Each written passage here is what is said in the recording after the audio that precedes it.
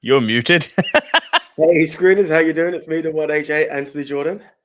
And me, Daddy Go on YouTube. Subscribe if you haven't already. Me too, Nico Luro.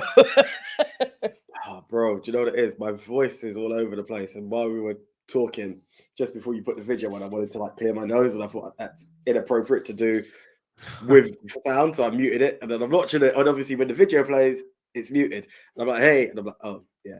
Also, by the way, guys, I have no idea. I woke up this morning, croaky voice, get to work, it's good, and it's been peaks and troughs. So it may be croaky, it may be back to normal AJ, then back to croak. I have no idea. It's just great British weather fucking me about. But hey, you're that donkey from Shrek 2. And now I'm sexy. Exactly that. Yeah, we're good. How you doing, my bro? Mate, Los Angeles is becoming awfully real. Yeah. 24 hours away, brother. Jeez. Nice. Oh, it's very weird, but I'm very, you know when you've been building up something for so long and you're like, oh shit, it's here. Yeah. I need to pack. Oh god, yeah. I don't know. Well, at least you got your passport. That's the main thing. Yes. First world problem. Exactly. So, yeah. How bad did the drunk Rushmore hit you last week? Do you know what's really funny? Den sent that message in our personal WhatsApp group, and he's like, "Oh, when AJ's drunk, he goes quiet." I was like, "I actually wasn't. I was actually able to have a conversation with the missus completely stone sober. It was a weird one, but I'm also aware that, and I'm not here to tarnish any liquor company. I do not believe I'll be finishing that bottle without a chaser. My God, that stuff is rough. I had to just grin and bare teeth and just get through that one. So it hit me, but yeah. It wasn't the merry one. It was just back it, get on with it. Drink gin, my friend. It's all botanical. It's good for you. Do you know what? I need to try gin again. I'm not the biggest tonic water fan. I think my sister was the one who done it. She got a gin and tonic, and I tried it. I was like, is this what it's about? And I've never gone back to gin. So, I'm not saying anything that's unique to gin here, but like with most alcohols, you need a good gin. Like if you're going to go and get beefy to gin, then you're not going to enjoy it. No, you need a gin that's been really well cultivated. It's been refined. You need to taste the botanics in it. It's very nice alcohol. It's kind of like, you ever had a gin mojito? That's lovely. No, I can't say I have. Really good. Right, okay. Who's in the house before we give alcoholics advice from Silver Screen Dudes? Just Gorenki's here, for instance. This year, Gun Maverick, plus movies like Terminator 2, The Dark Knight, and more goes on. Well, yes. So, out of that list, Terminator 2 can't qualify because it doesn't match 21st century. Correct. So this can continue. Lovely Jen is in the house. Hey, all. It's the afternoon here, so you're lucky that I can watch. Yay! Thank you. Lucky indeed. Gavin, I know, is going to be joining after the Scotland match, so I hope Scotland are doing well. That's actually, Scotland never do well in football, unfortunately. I'm not firing shots. I know. I don't even think he'd have beef with me for saying that. No. Scotland's current score. Fuck me. Go on, Scotland. 2-0 against Spain. Whoa. Jesus. Go on, Scotland. Well done. Keep it up.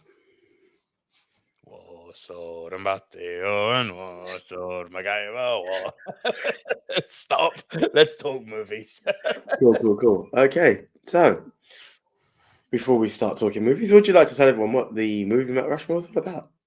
Yes, Queen. It is a top 10 show between two best friends from school. This is how the show works. We get assigned a topic, we go our separate ways, we come right back here into the live stream and deliver to you, our film familia, our friends and loved ones, and our movie acquaintances, our individual top 10s. This week, you can leave it as it is, but it's fine. But this week, I will go first. Well, then let's swap it. It's only fair. Take your. It was you last week, wasn't it? I think so. Man, old man brain. It was you last week. It was definitely you. This week, I will go first, delivering my bottom 3. AJ will then deliver his bottom 3. I will deliver my next 2. AJ will deliver his next 2. And when we get to our top 5, we will trade one apiece at any time while we are rounding off our individual top 10 lists. One person has a movie in a higher position. That person will say, "Cut." And we will punt and talk about that movie when we get to the higher position. And once we have both rounded off our individual top 10 lists, we will create the movie Mount Rushmore. These are the 4 quintessential diverse must-see movies of the genre, which this week is, breathing clearly because it's a mouthful, top 10 Best Picture nominees that didn't win. It's also meant to be top 10 Best Picture of the 21st century. of the 21st century that didn't win. Sorry, I always read the title. But you see, if I put a title in that long to YouTube, I get slapped on the wrist and they tell me it's too long. You won't track well. So it's like, so if you look down in the description, it says of the 21st century. Fuck you, YouTube. I've been on you long enough. I know how to play games. Cool. Hashtag Daddy Goo. Hashtag Daddy Goo, my man. There we go. Shame how the White Rabbit died out so quickly and Daddy Goo. Do you know what? I've been meaning to ask you every time. I've been like, there was another character. What? But anyway. There was a White Rabbit. There was a White Rabbit. No, the White Rabbit got barbecued, mate. Essentially, I set up a White Rabbit gaming channel on Instagram. Got about 20, 30 followers on it.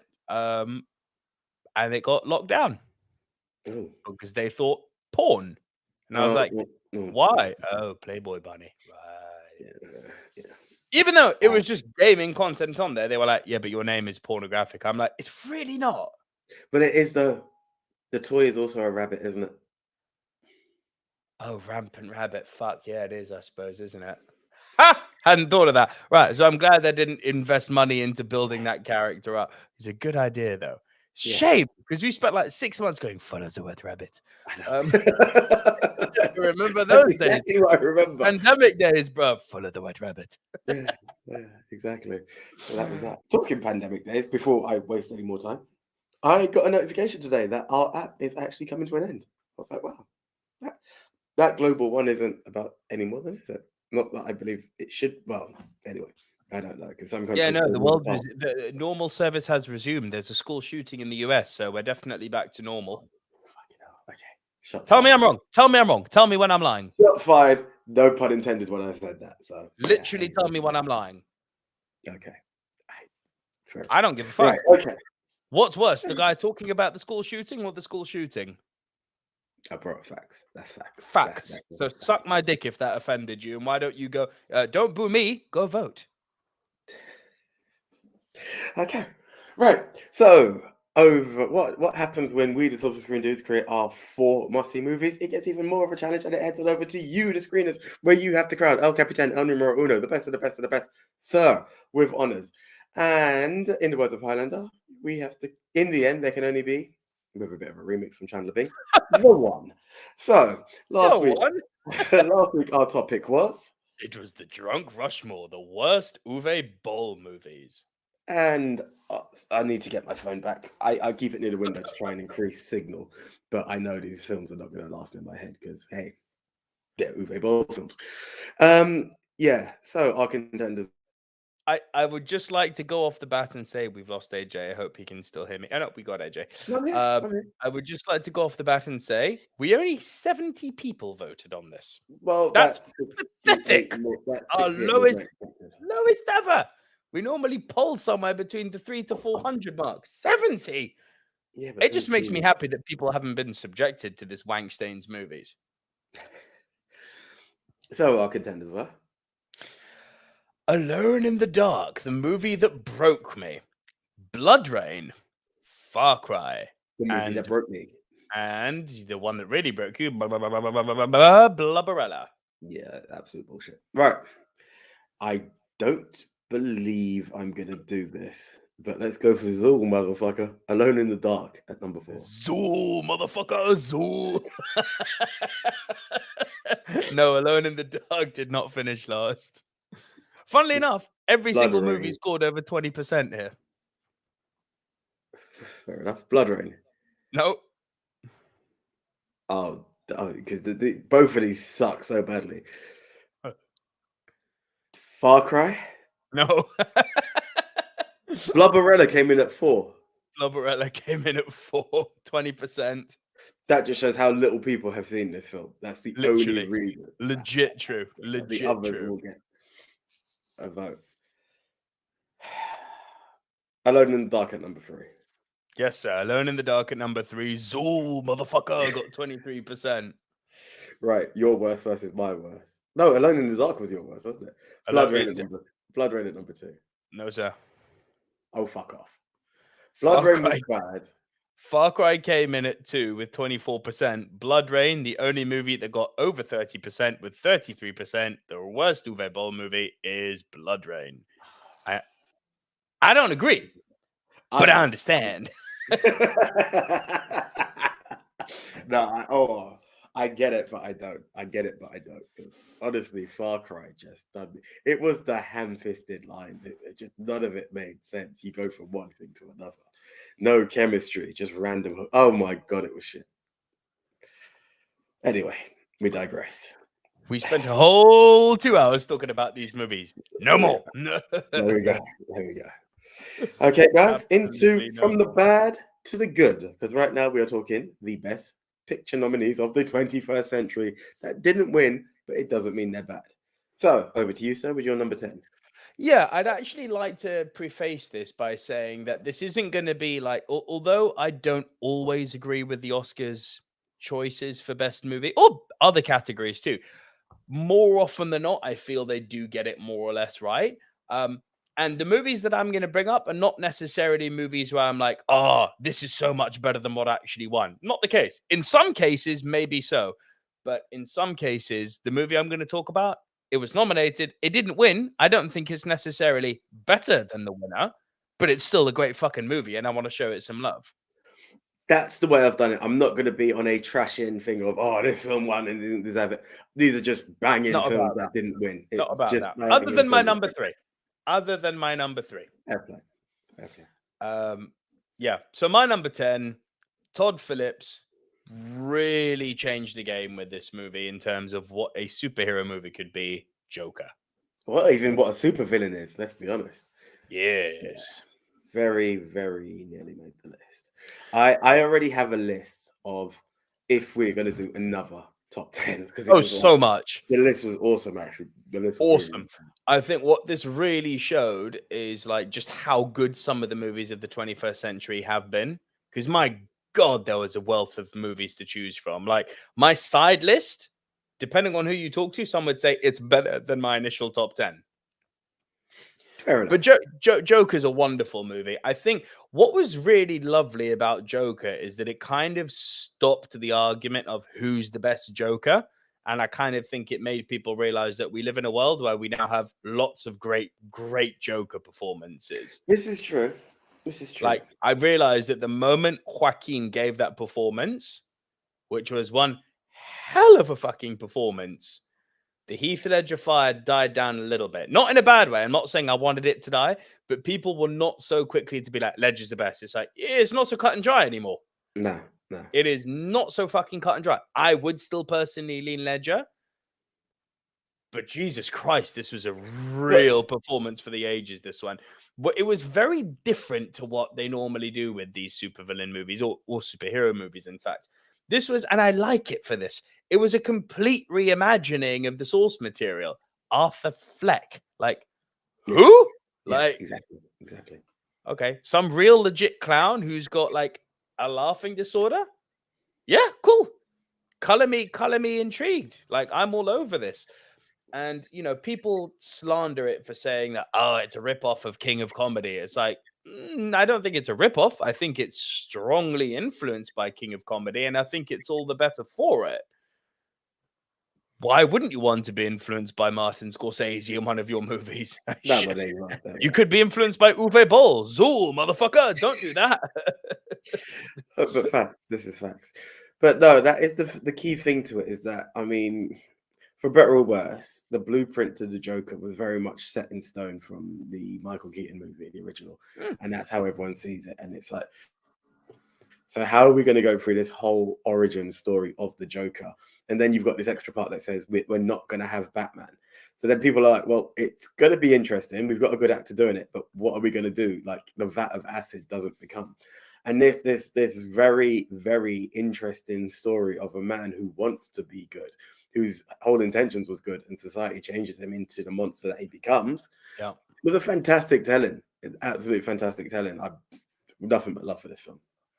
Yeah, and it is a fantastic telling. I love the way it was shot. I'm really intrigued by the second one too. The fact that they've turned it into a musical. I'm like, that could be all sorts of weird and wonderful. I'm not crazy about the Lady Gaga casting. That I don't know if you saw on the comic book group. I shared photos. Dude, she looks like Lady Gaga cosplaying as Harley. That doesn't look like Harley. Yeah. It's like this is an actress cosplaying as Harley. And I know people love Lady Gaga. Fantastic singer. Not my jam, but I recognize the talent. Hit and miss for me as an actress. I thought she was amazing in A Star Is Born. And I thought she was utter wank in House of Gucci. And yet people praised her for it. I'm like, clearly I watch different movies to people because I thought she was crap in House of Gucci. I was like, I am aware that I'm watching Lady Gaga cosplaying as an eye-tie. Yeah. You're not convincing me. I do think it's interesting what they've done with her makeup in the second one, though, to kind of keep in line with the diamond shapes of what the Joker's done. Listen, the first movie I loved. We'll see what happens with the second one. Mix Cole Werner's movie in Game Chamber.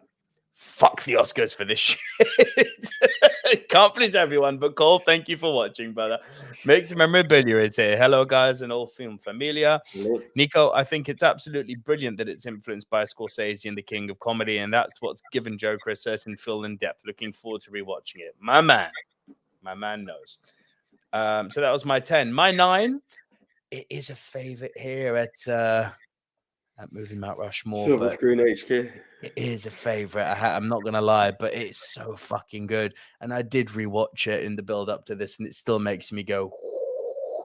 My number 9 from 2016, The Big Short. It's another one I left off just through the fact that it is a favorite. Honestly, it's one of those that there's like a go-to list, and like if we were to ever do another. And that's another one that's just there.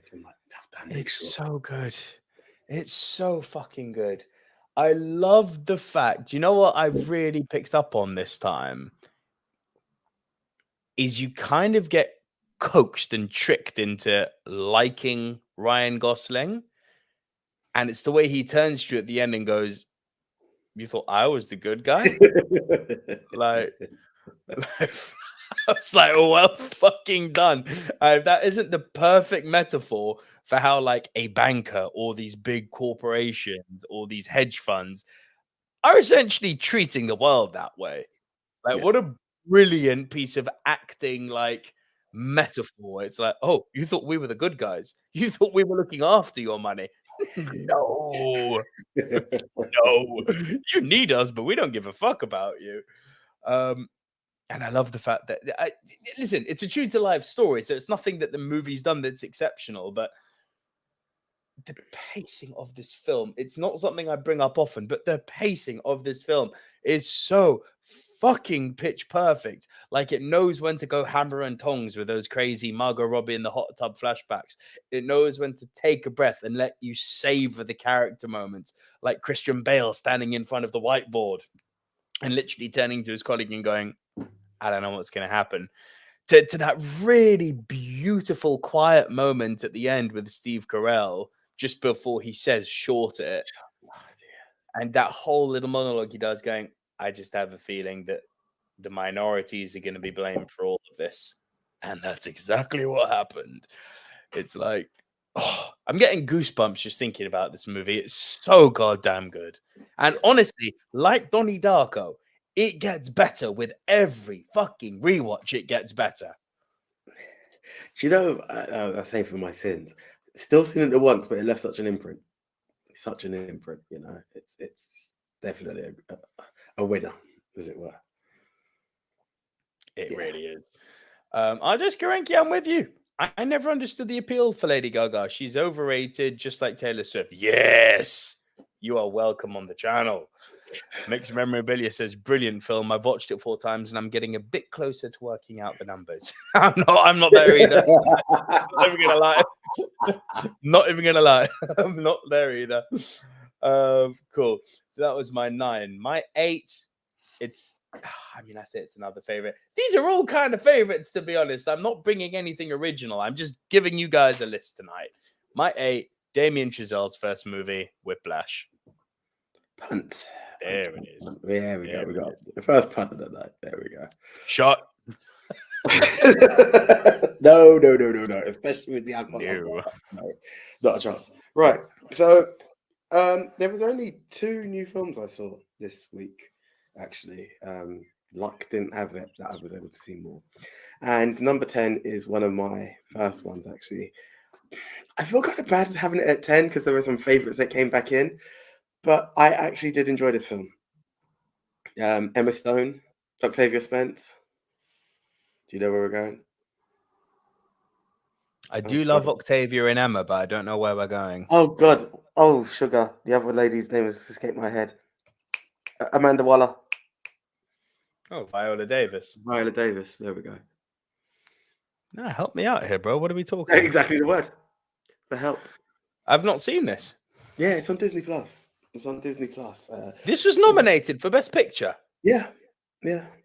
What year? Oh, fuck me. I literally went through the list and I went through some films and went through it.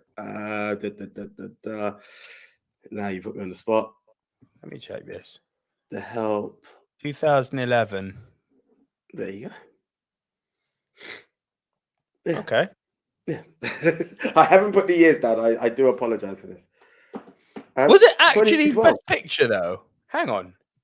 Yeah, Best Picture nominee, 2012. Yeah. I'm ashamed that I've never heard of this. Have you not? No. Funny enough. So here's the funny thing is I've heard about it. I've seen posters, and I must admit, the other half's parents have the book at their place. And I've always been intrigued to find out what the film is about and how it works. What it's all about. And essentially, you can tell by the poster, it's about the Help. It's about those in the Mid-South or the Deep South, as it were, maybe. Oh, Bryce Holland. Not Bryce. Dallas Howard. Bryce Dallas Howard. I'm sorry, guys. Apologize. As well as being bugged up and all over the place. She's also read it as by the poster.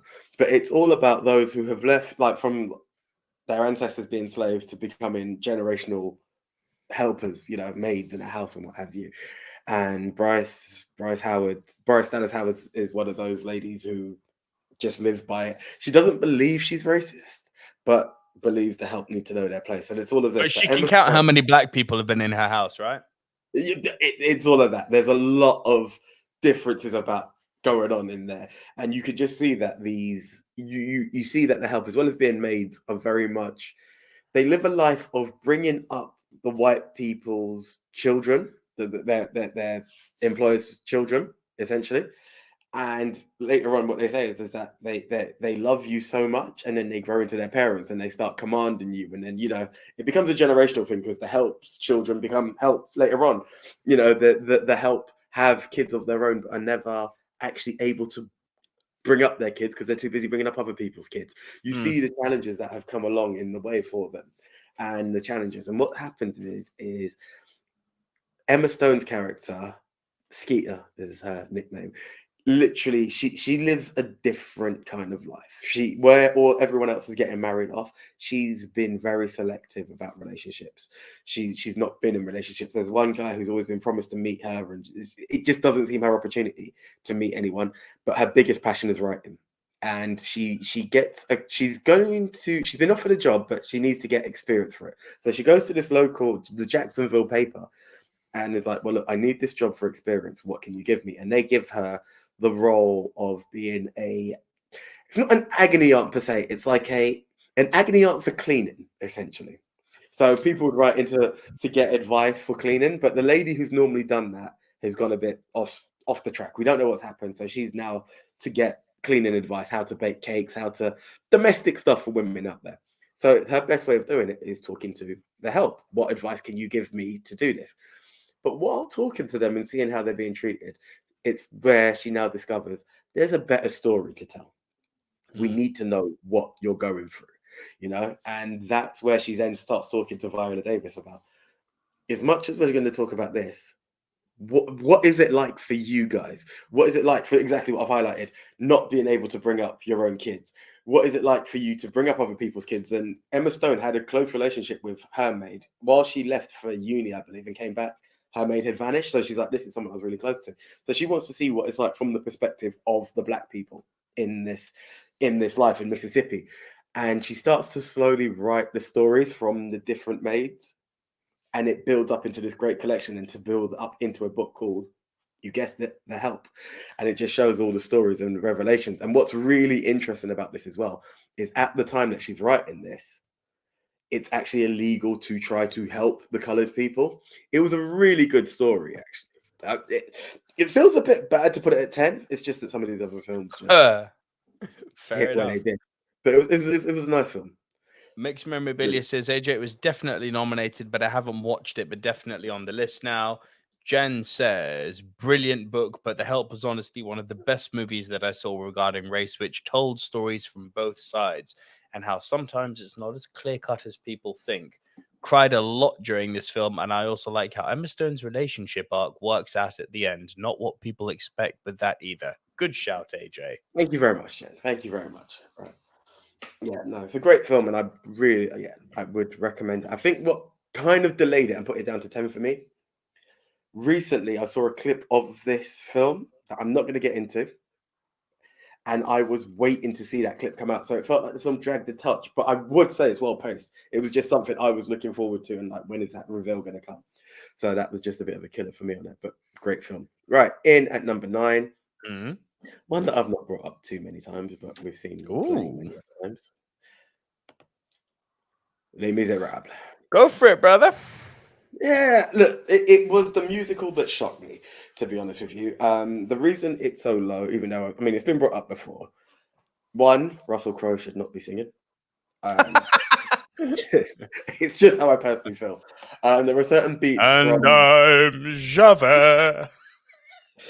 432108. I was like, shut the fuck up. Just stop it. Just stop it. I also feel sometimes I look at the film and I wondered if they should have role reversed him and Hugh Jackman.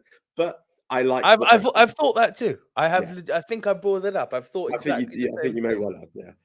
And but the story of Les Mis is something I've been quite familiar with, especially how many times you can agree with, dragged to the theatre to see this at school, and having to read the books in school and stuff, like the book in school as well. It was a nice retelling. There are certain bits I missed. What's the kid's name? Oh Jesus! Je suis tombé par terre. C'est la faute à Voltaire. Le nez dans le ruisseau. What? I know, I can't remember his name. But anyway. Oh, that's gonna Little kill people. me. But the little kid, I felt like that really hurt me that was missing from it. But I saw some very, very remarkable some outstanding acting in this film. Better than I expected. That it delivered in so many ways. Sacha Baron Cohen, I thought, was good. He was. Yeah. Oh God. Come on, Anne Hathaway, bro. Anne Hathaway. Give the girl her credit. Yeah, Anne Hathaway. I think, was it you who brought it up, or someone brought it up? No, it wasn't you. Well, I know you always bring it up, but it's when you talk about Oscar nominees who have had minimal screen time on a film. Mm-hmm. How long she had when you take the scope of the length of the film and how long she was, but the impact that Anne Hathaway gives in that film, the pain that she makes you feel, it. Oh, they know they're making love to someone who's already dead. It's like, oh God. Yeah, it really delivered. It's very hard to knock anything in this film. Like I believe the pacing was right. The songs were also Eddie Redmayne. Of course, he was there. He wasn't great, but he wasn't terrible either. You notice how he didn't have any singing by himself? Oh no, they wouldn't do that. No. They wouldn't do that. But that was funny. It's like, yes, you can sing in the group. Do you hear the people sing? Carry on. That's it. That's it. But even that, the way it ends the film, I was like, again, I've seen the play, I've read the book. It hit the feels in this film, man. Oh yeah, I respect the hell out of it for. That's what I love. Pretty Yeah, sure the top to director of bottom this was then went pleasantly on to surprised. do Cats, didn't he? Or am I going mad? Oh, what a backtrack! What a I backtrack! may be wrong. Let me just double check that. You know, he did. He You did. failure! You failure! He did The King's Speech, Les Miserables, The Danish Girl, all great films, and then he did Cats. By the way, Gavroche, I had to type it. I was killing me. Gavroche, thank you. Yeah. You know, Oh, little that was people. actually killing me too. Yeah, it was really killing me. Like, I'm telling the story of this film, and the whole time I'm like, what's the kid's name? Gavroche not singing Little People. Like, they just hint at it and then, like, give him his fate. I was like, you did not. How dare you? Like, I was getting ready to, like, hum along and sing. Like, he's such a lovable character in the play, in the book. And they just minimize his space, and that kind of hurt. But that's one of those bits. But I think they did that intentionally. I think that wasn't to do with keeping up with the story. That was, I think, for the people who know it as well as you and me, to make it hurt that much more. It's like, but no, Gavroche. It's just getting started. How dare you? Like, yeah. Very well played. Very well. Good argument. Good shot. I like that movie. Bit long, Thank but you I very do much. like it. Yeah, What would you say?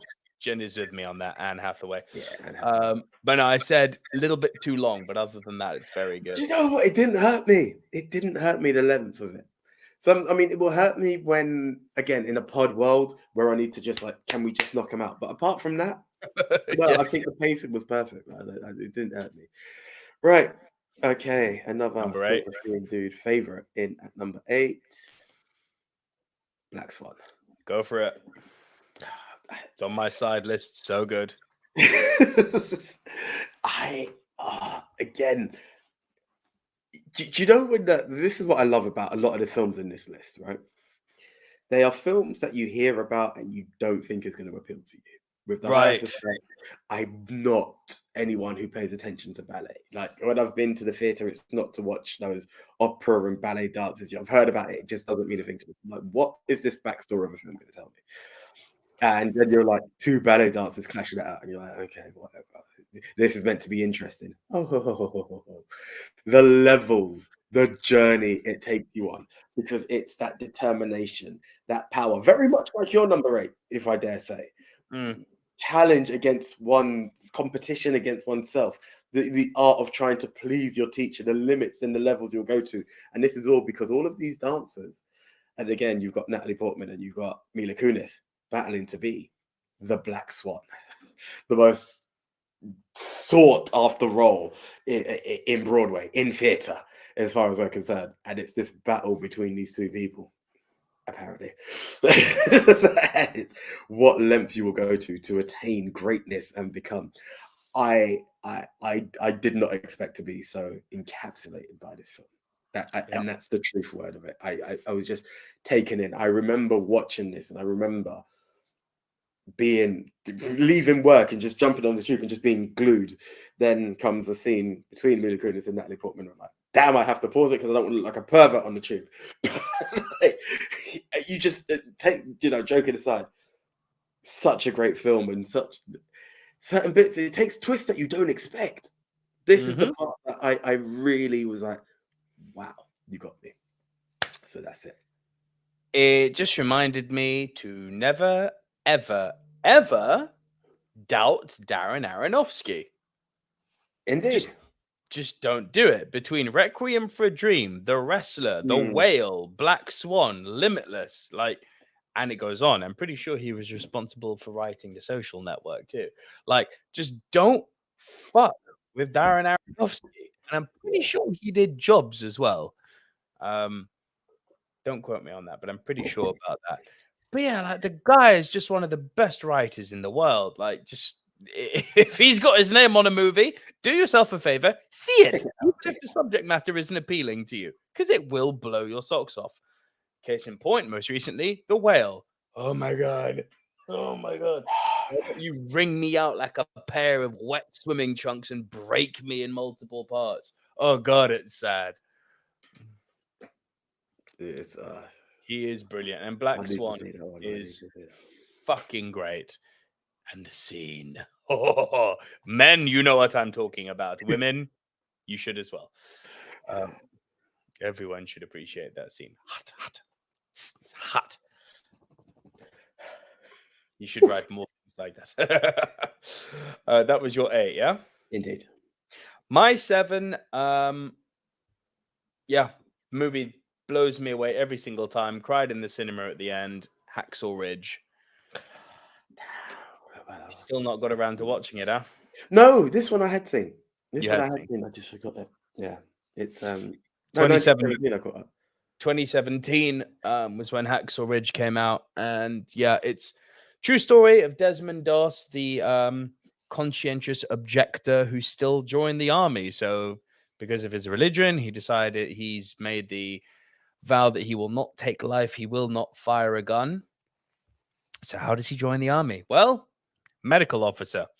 So you are bunged up, aren't you, bruv? Medical officer, and he goes on a campaign to save as many of his fellow countrymen, as many of his warring soldiers during the war in the Pacific as possible. Andrew Garfield, still to this day, I believe to be one of the most criminally underrated fucking actors in the world. The fact that we do not talk about him, and think about any time you see him, be it in Spider-Man, Hacksaw Ridge, Tick Tick Boom, the guy is fucking gold. You see Tick Tick Boom, right? Social Network, where he fucking got nominated. Like, the guy is gold. It's the fact that Tick Tick Boom was a Netflix movie, and I'm not knocking that because I admit. No, you should. You should. But you know, it's the greatness that was delivered in that film. I think it was one in my top 10 films of the year, wasn't it? Damn straight. The guys, he delivers, man. He's tops. He's amazing, Andrew Garfield. And, you know, I know it's weird, isn't it? There's still that stigma about Mel Gibson when you mention his name now, despite the fact that he's found God and, you know, become a good man, apparently, and got a load of help and done countless hours of therapy. I don't think the world's ready to forgive Mel yet. I think there's still too many corners where you mention his name as the crazy racist motherfucker. It's like, no. Do you know what I think is also the problem? Is all of this came out in the height of what is still cancel culture, you know? And it's very hard for one to get redemption in this current time. I feel like it's so fucked up, isn't it? There's very few that I have seen that have made a mistake and have sought help, because there are some who will continue to make mistakes. Flash. And, you know... and now that guy is a different story. That person. Oh, for fuck's sake. Okay, you are literally grooming a Native American girl to believe that you're the second coming of their god so you can sleep with her. I really am not worried about your pronouns in this situation. Good. That's getting put into a reel. Yeah. But do you know what I mean? Some people will seek help and will attempt to do better. And yeah. But you are correct, of course. It is they. Yeah. Even though there's only one of them, but anyway. But yeah, it's unfortunate that sometimes you can do wrong, seek help, and you're still going to be condemned for it. But you know, hopefully, when I don't say this in a disparaging way when I say it, but the world will balance out. I go back to that pendulum you always talk about. It just needs to stop. It swung that way so far. It just needs to slowly balance out and rock correctly, and that's where we will be able to forgive people who have actually sought redemption, essentially. To quote RJ Skarenki, Ezra needs to find God ASAP. Damn straight. What sort of twat steals booze from his friend's place too? Like, what? You fucking chav. What's wrong with you? Millionaire. Billy, we are talking. Hey, by the way, Billy, we are talking about Hacksaw Ridge at the moment. Yeah, we got sidetracked because of a certain somebody. By the way, you know how I've been saying for ages that Soraya's intro song is one of my favorite? Oh, there's a line in it that I scream so loud when it comes on. Oh no, they'll never let go of something you said 10 years ago. They're canceling you, and they won't stop till everybody's zombified. And that's literally what's going on. Yeah. Yeah, that's the truth. You are allowed to have opinions about things. Just don't be mean with your opinions and give people the space to have opinions. You can't just cancel them because they don't fall in line with what you do or don't agree with. Case in point, I don't think transgender athletes should be allowed to compete in women's swimming. Ha! Come at me. Because I feel bad for the girl who finished second. Because I'm living in a world where I don't think trans rights have more rights than women's rights. I think equal opportunity is important here. Well, there we go. Fact. Said it. Don't care. And Nick then opens up. Sorry, mate, carry on. No, I don't even want to get into it, but it was a problem when the Russians had men dressed up as women all those years ago, and people still joke about it. But now that we're in a trans right world, it's okay for those people to compete. Like let's balance it out and let's play fair, please. Let's just remember we're living in a world where J.K. Rowling has been called out in cancel culture because people said she's transphobic, when actually, if you read her book, there's not a transgender character in it. That's the world we live in. That people hear something and they scream cancel. It's hysterical. Mixed Memorabilia says, have Hacksaw Ridge in my collection, directed by Mel Gibson. I actually went to watch it today for the first time, but ended up watching Black Hawk Down. No. Watch Hacksaw Ridge, Mixed Memorabilia. And RJ Skarenki says, love that song Zombified. The lyrics speak so to the truth, and it's a kick-ass song. You're damn right it is. It's freaking awesome. So Hacksaw Ridge was my number 7. My number 6 is another favorite, Martin Scorsese's The Wolf of Wall Street. I left it off, but I had to leave it off. I was just like, no. Now, see, this one, I did say at the top, I wouldn't make a big deal about Oscar nominations and what they did and didn't get wrong. This one I do need to fucking make some noise about. Sorry, Oscar Best Picture 2014 Best Picture nominees. Can we just... So, this year had Philomena. Good film. Really, really good film with Judi Dench and Steve Coogan. Definitely not Wolf of Wall Street. 12 Years a Slave is a fucking snuff movie. I won't hear otherwise. Captain Phillips. Very entertaining movie. Super entertaining movie. Dallas Buyers Club. You know how much I love that film, AJ. American Hustle. Gravity. These are all fantastic films. No fucking way, in my humble opinion, is a single one of those movies better than The Wolf of Wall Street. Can we also say this is where Leo got robbed? Like the biggest time he got robbed. So robbed. Hang on. 2014 Best Actor nominees. Let's go deep here.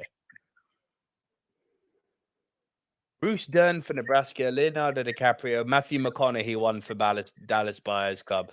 Ooh, I don't know if it's so clear cut. I forgot about McConaughey. Okay. I would still lean Leo, but McConaughey put in a career best performance in Dallas Buyers Club. Fair enough. I think any other year Leo's got it, but when you're going up against McConaughey, his absolute best, I think honestly, it was so close that if you caught the Oscars on a different day, Leo would have won it. Leo would have won. Fair enough. But yeah, look, Leo McConaughey, I don't know. The movie Wolf of Wall Street is fucking better. I don't want to hear it. It's better. And I love those other movies, other than 12 Years a Slave, which I maintain is a fucking snuff film. But it's you want to talk about, we were mentioning before Les Miserables going quickly, right? You want to talk about a 3-hour movie that goes fast? Yeah, Jesus, I always say it. I can't remember one time I was like, I'm going to watch Wolf again. And I can't. What hit me is I knew I had to go to bed or something. I was like, "Ooh, how long has it been?" And I'm like, in that sense, I know I've been watching for a while, but I'm like, I'm still invested. And I always remember that's the one film that I've ever done that with. I was like, "Oh, this is dragging. Oh, is that how long it's gone?" Anyway, back to the movie. It was literally that. It wasn't like, "Oh, will this end?" Excuse me. Flipping love it. It is. It's in the conversation for one of Scorsese's best. Like I genuinely put it up there with Casino and Goodfellas and Raging Bull. I do think it's that good. which is, again, why I think the fact that they gave him Best Director for The Departed, I'm like, listen, I love The Departed, but fuck off. Weird, right? Weird how they balance this stuff out. Really weird. It's like Jamie Lee Curtis winning this year. You know, I've got nothing but love and perversion for Jamie Lee Curtis. But this feels like a Lifetime Achievement Award other than something that was earned when you've got Angela Bassett putting in that performance this year. Yeah. Sorry, you just reminded me of something I said I was going to do. You're going to bring up True Lies Strip Dance, please? No.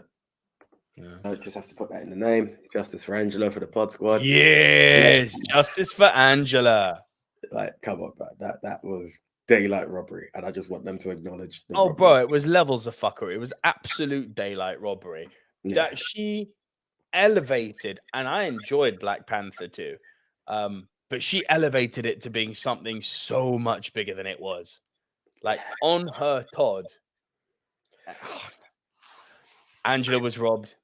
Yeah, I honestly, and I tell you one thing, and I don't want to deviate too much, but I've been watching a lot of Angela Bassett movies recently. She's amazing, and she just hits each time. Whether she's playing Tina Turner, whether she's in Waiting to Exhale, whether it's Black Panther 2, like it just, yeah, nothing but love for you, Angela. What about that Hood movie she was in? Help me out, Lawrence Fishburne, Ice Cube, Boys in the Hood. That Hood movie, it's in the name. Old man brain, bro. All right, we're good. I got you. Yeah. So Wolf of Wall Street, one of our favorite. Must check out. Must check out if you haven't seen it already. Mixed Memorabilia says Wolf is a really good film, but not as good as Casino and Goodfellas. No, it's a different movie. Same bracket. Like Casino and Goodfellas, you can see the challenge because it's the same kind of movie. Yes, Leo's playing a gangster, but a complete different kind of gangster. Do you know what I mean? He's worse than a gangster. He's a salesman. Yeah, exactly. But it's just that element that it was just something so different, and it was good to see Scorsese. I mean, obviously Scorsese can deliver in most genres, but it was like, yeah, you've really given me something. Can he? I mean, look, this film made me laugh. You know, I wouldn't say there's many Scorsese comedies out there that I'm going to be like, hey, I need to see that. I can't. Well, this is the thing. Coming to mind, there's really only one director who can work in pretty much any genre, and that's Spielberg. Yeah. Because he literally has done every genre. Yeah. He's even done a horror. Jaws, I'm looking at you. This is facts. He's done everything. Like, sci-fi, fantasy, fucking horror, romantic comedy, drama, thriller. He's literally done it all. I know there's another sci-fi out there, but Close Encounter. Sorry, the xylophones just don't work for me. It's just not gonna happen. The remixes of clangers, man. Fuck that shit. I love that movie, man. What's your number 7? Right, my number 7 on the Estas. Okay. This is one of my favorites. I don't know if you've seen it as yet. Can't remember. Julia Roberts, Erin Brockovich. Oh, it's fucking great. Fucking hard. I love that film. I always remember this, right? I was watching this film. I think coincidentally, something happened and I was going to watch it anyway. So it was on the AJ Vision list. Yeah. Coincidentally, it's on Channel 5 that night. The adverts pissed me off that I stopped it and went back to the film via AJ Vision and banged it out. Absolutely amazing. This woman's journey of not even being like legally trained to going up and just taking on a big corporation and finding out everything about their clients because of the way they're poisoning the water around them and the impact that it has. It blew me away. And it's like Julia Roberts is astounding in it. Aaron Eckhart is brilliant in it. Like everyone plays their part, but the actual story of Erin Brockovich when they challenge her, so good, down to like they think that they can drown her in paperwork, and the dedication and passion that this woman had. That you could quote a case number, she'll tell you exactly who that person was and everything about them. Like, bring it, and I will bring it right back to you. It was one of those fist bump in the air moments. I was like, bring those fuckers down. You get so disgusted by what corporations can actually do to individuals in areas. That's what that film showed, and what one person's determination does. When someone says, "Well, what can I do about it?" You watch a film like Aaron Brockovich, and it says you can actually do quite a bit. And one of my biggest regrets with Aaron Brockovich, not so much in the Black Swan vein, but I just wasn't familiar with what the film was about, and it took me forever to watch it. And it was that stumble upon. No, I mean, 100%. I watched Aaron Brockovich when Movie Mount Rushmore podcast. Yeah, this is what in the last 5-6 years, like. And it was just something, and I don't know why. Here's the thing: I don't hate rom-com, but I saw, and this is to show my ignorance. You love rom-com. You're fromage. That's I don't love them. If I did, this shows how fucking tired I am. What I said, I don't have a problem with them. Exactly, I love them. But I saw this poster for it, and I was like, what's Julia Roberts up to now? And I just left it as that. I literally thought that when I started to watch this film, I was like, whoa, hello. Like, such a turnaround. Like, yeah, I've never gone in so blind to a film and just been completely shocked. There's definitely an argument to be made that I'm with you on that one. Yeah, I like, honestly, I'm sure there are others, but went in blind, and I was like, this is an awesome story. RJ Skirenki says more like Erin Hotkovich. I'm not going to argue with that. She is cute. She is cute. It's the story in this case. I'm gonna. But yes, thank you, Aaron, for all that you've done. That was an awesome movie. Everyone pulled it out. Yeah, so that was my number 7. Right, number 6. I have to bring this in because I didn't get a chance to do it when we were talking about our films of 2023 because I was scheduled to see it. Talk to me. No, it's not your one, sadly. I know it's not your one, but this was. You don't know what my one is. Huh? You don't know what your film. I don't know your film of 2023. Well, it's 2023 now. 2022. Sorry. I'm sorry. Guys, I apologize. I don't know, where is he going with this? I apologize infinitely. I'm on like oversleep and illness is getting the better of me. This was the film of 2022 that I didn't get to see in time to make it of my top 10. And it's not your one because that's still to be seen. I'm thinking I might even hire. Motherfucker, what? No, because of the justice and the hype that you've put behind it. I was actually thinking about it recently because I did see it on the list and I know I could. I put behind it. It's nominated for a Best Picture. I'm aware. But listen, what I'm getting at is because of the hype that you personally invested in this film and how many times you saw it in the different ways you've seen it. I'm actually looking at possibly going and hiring hire a screen. I'll be there. That's what I'm saying. Private screen. I want to do a 4DX. I don't give a fuck. We hired a screen to watch it. I will go. I will fucking go. I'll look into it and we can do it. Right? We'll do this. Grab a couple of people. We'll have fun with it. I'm there. But this was the one that I done in 4DX. The one that I inclined Big Tone to watch in 4DX. I'm talking Avatar 2: The Way of Water. Very glad you love the franchise so much now. Get fucked. But yeah, this is the thing. Listen, bro, you needed your time to come around to the Navi. It's fine. You're there now. Listen. I thought they were unobtainium at first, but hey, it looks like they're obtainium. But no, it's the madness of the journey. Like, I was so pumped, as you know. I put my hands up and I apologize for calling it the most overhyped film of the 21st century. I was pumped for Avatar 2. And bear in mind, it's a known fact that when AJ goes to the cinema, he needs at least 3 to 4 cans of the big boy Red Bulls. I think I was like 1.5. The film had me. Obviously, it helps when you've got a chair that's doing all kinds of motion. But everything that the three of you said when we done our top 10 movies of the year back then, I was just really eager to see what it can deliver. And one of the lines that you've quoted many times: do not test James Cameron.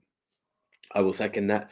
And I for all the love I have for Terminator 2, I kind of felt it with this one. I'm like, I like Avatar 1, but I love the story of Avatar 2. It was so weird how much it encapsulated me. There was some, he went kind of, I don't want to say dark, but he had some scenes in there. I was like, I didn't expect that from Avatar. The arm, I'm looking at you. I was like, whoa, like the mum whale. Bro, yeah. There was so many different. You know that shit happens for real. I know. And this is the thing, is that as much as it's sci-fi in that sense of weird one, there is a lesson to be learned in what's being shown and it was really weird. And I always say, because Avatar was so forest based, and I appreciate that they've gone to another tribe. And I was like, this could go wrong. No. They made it work. It was The incredible. clash of cultures between the two tribes, it was something to appreciate. The clash between father and sons, everything, all dynamics about it. The wonderful little daughter, Sigourney Weaver's character played a teenager, everything that worked. I didn't even realize Kate Winslet was Kate Winslet's character until I left the cinema. Everything was me neither, awesome. to be fair. True story. Yeah. Savage Zombie Reviews. Hey everyone, thank you for joining us. Savage Zombie Reviews. Great to have you here. And Jen, to answer your question, can I be there on the film screening? I have not seen it yet. You're damn right you can be there. Yes. We'll make it happen. I'll look into it and we will make it happen. We all know about motion capture now in a post Gollum and King Kong world, and a world where Andy Serkis has been plying his trade. They combined underwater and motion capture. How? What fucking wizardry was on display in this film? Because, listen, I work a little bit in this realm. I've worked with motion capture suits before. I can tell you categorically, you need to have perfect light. You need to be in utter control of the light for this to work. Now, I appreciate they filmed this in big freaking pools where they had loads of freaking lights. Yes, I know that. Water bends light. Refraction is a fucking thing.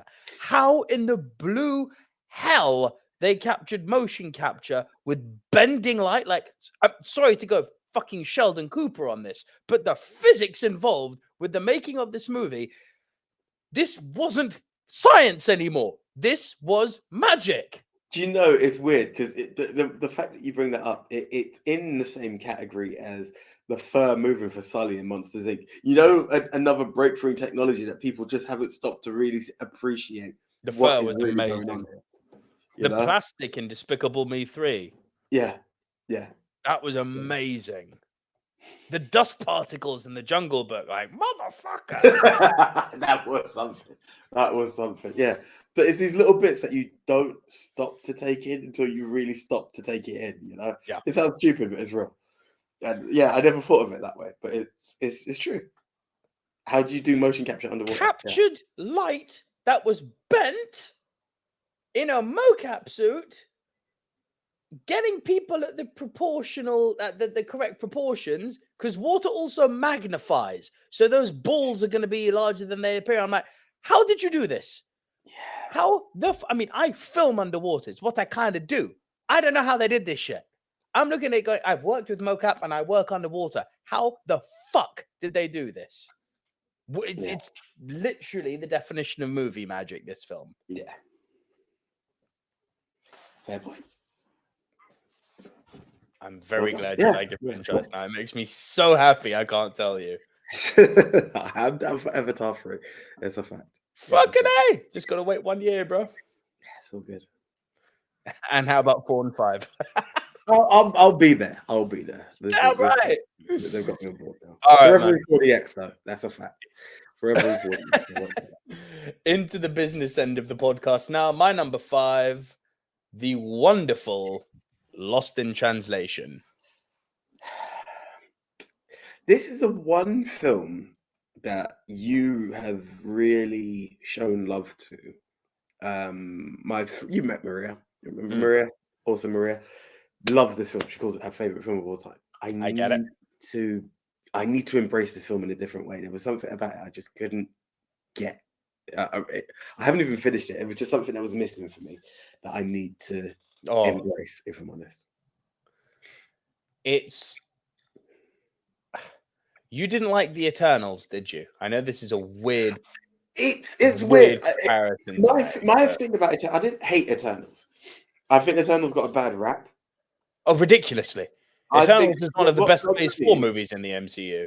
What I will make this relevant to Lost in Translation. Bear with me, guys. I just want to hear what AJ has to say. Just the villains that I had too many characters that I wanted more depth for, and I didn't agree with the villain, which made me feel like this story had more to it. So I kind of predicted what was coming in one end, and I just wanted more character depth on the other. That was my problem with Eternals, but I didn't hate it. Why I'm bringing the Eternals up, because the way that the Eternals, in my opinion, is like a very slow meditation on humanity. This is very much a slow meditation on love. And how, much like in Love Actually, you and me have always said, yeah, you can be very like assimilative, factual, and to the point, and be like, he shows up to his best friend's house at the end and tries to steal his wife. It's like, you may interpret it that way. There's also the gray area, which is love is highly nuanced and it makes you do some stupid shit.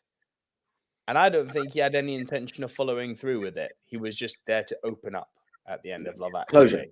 Closure. Literally closure. Literally, that was therapy for him, going, this is how I feel. I don't want you to act on it. You're wonderful. I gotta go. Yeah. It was closure. This is similar. There is a huge gray area with love. It's not always black and white. Like the fact that, I don't want to ruin it because you haven't seen it all, but there's that scene on the bed. I remember when I was with Tomo. This is going back a long time now. My ex-girlfriend. I remember we watched this together. There's that amazing scene on the when they're on the bed together. Well, Bill Murray's kind of where they're kind of there together, but they're not physically together. And he just reaches out and holds her hand, but it's not coming on to her. It's just to let her know that everything's okay. Tomo's interpretation of that was, that's cheating. If I caught you doing that with another woman, that would be cheating. I'm like, you wouldn't be wrong. Mm-hmm. It would qualify. But there's a subtlety and nuance to this scene. If you're there in that moment with those people, with that dynamic, in that specific scenario that they're living through, this goes beyond simple labels of is it cheating, is it not? This is two souls who have found each other in a city, the most populated city on the planet, and yet they feel completely fucking alone and isolated, and they found each other, and the contact they're making with each other is just a means of reassurance. It's like when you give your boy a hug and you pat him on the back to let him know everything's okay. It's literally the co-equivalent. But it can be interpreted otherwise as well. I just don't prescribe to that interpretation. But no, it's everything from the much like Babylon and much like Once Upon a Time in Hollywood did, the way that they overdo everything in the show business world, the way that people have got this full sense of grandeur and entitlement, all the while the world is going on outside at 1,000,000 miles an hour, not giving a fuck who they are. You know, it's an amazing meditation on love, and it really is one of the best movies of the 21st century. Listen, it's on the list. I'm not gonna lie, it's not one I'm brushing. Your missus like Scar Joe. This shouldn't be a hard sell. No, her apparent twin. Yeah, they're born on the exact same day in year. Tom Cruise is your twin, then, bro. You can I'm not bung the same me year. to. I'm not the same year. Yeah, The but exact same you year. can bung me to the side. Get Tom Cruise on the pod. He'll do great for the numbers.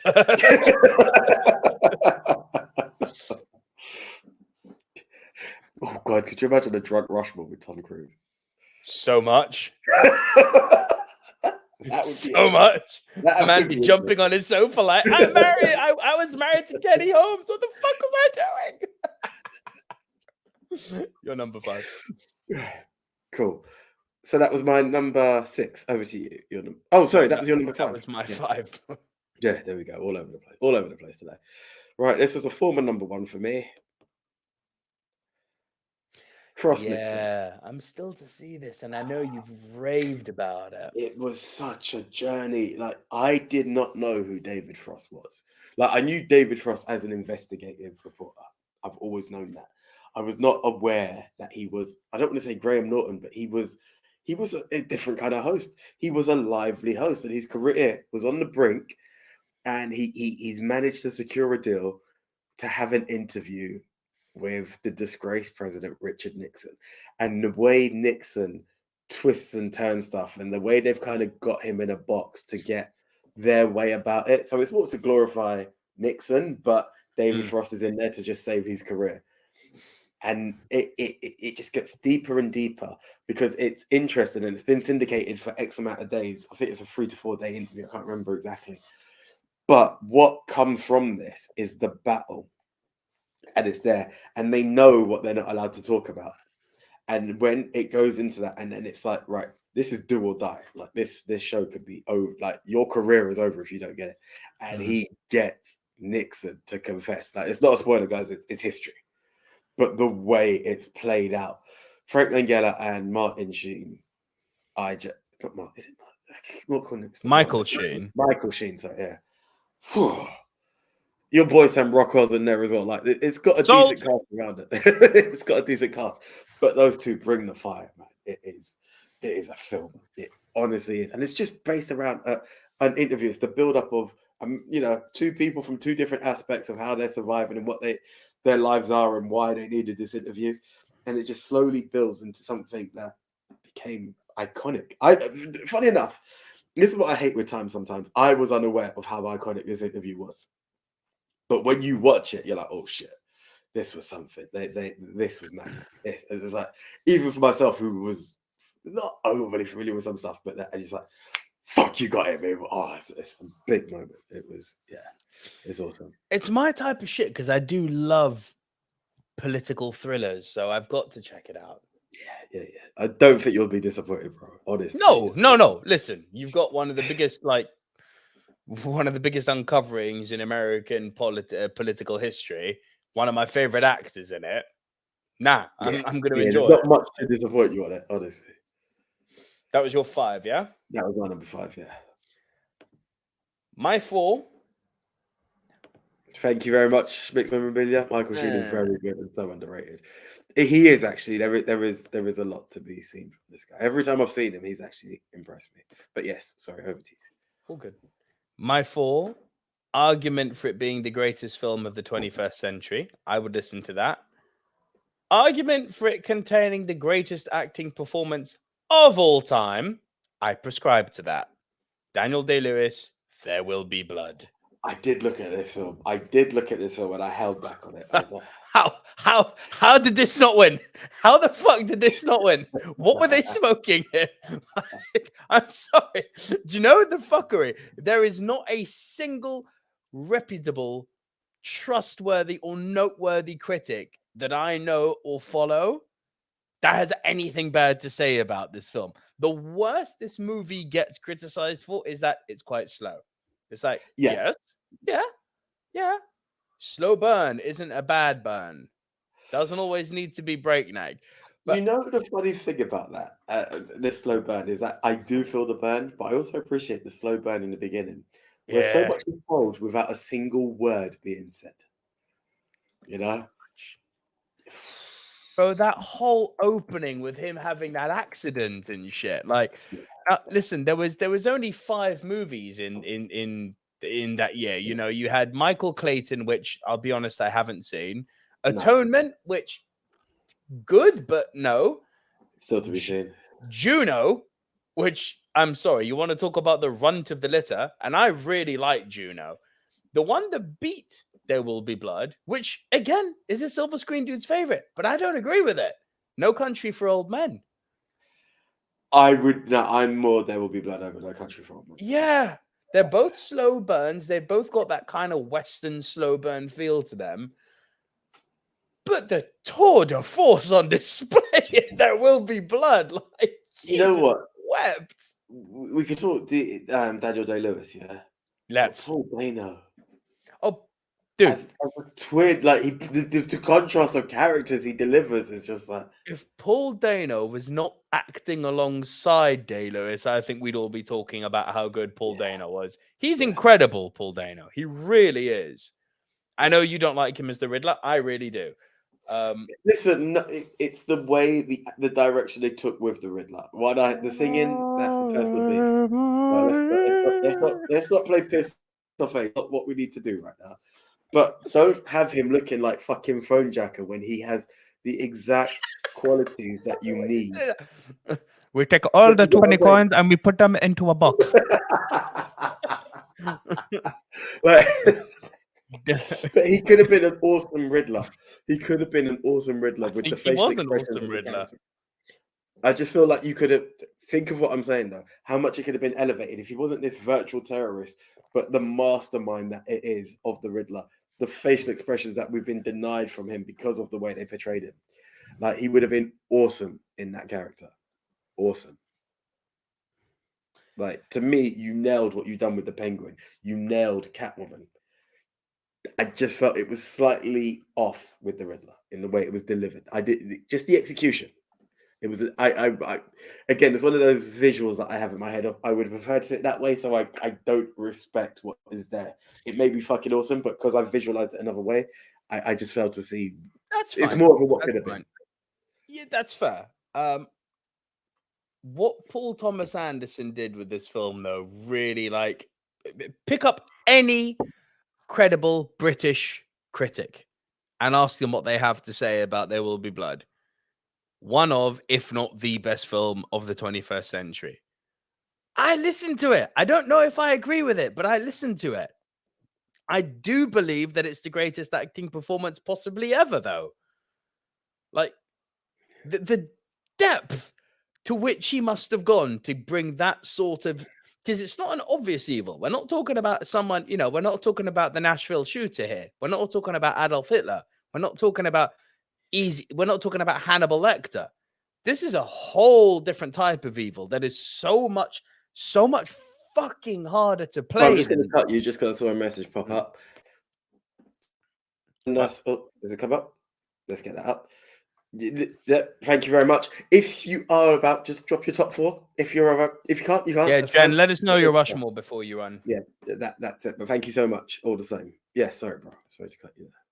Mixed memorabilia. Nico, There Will Be Blood, definitely deserved it. A masterpiece with great performances, and the incredible performance by Daniel Day-Lewis. Slow burn on this occasion is okay, and the ending is perfection, satisfaction.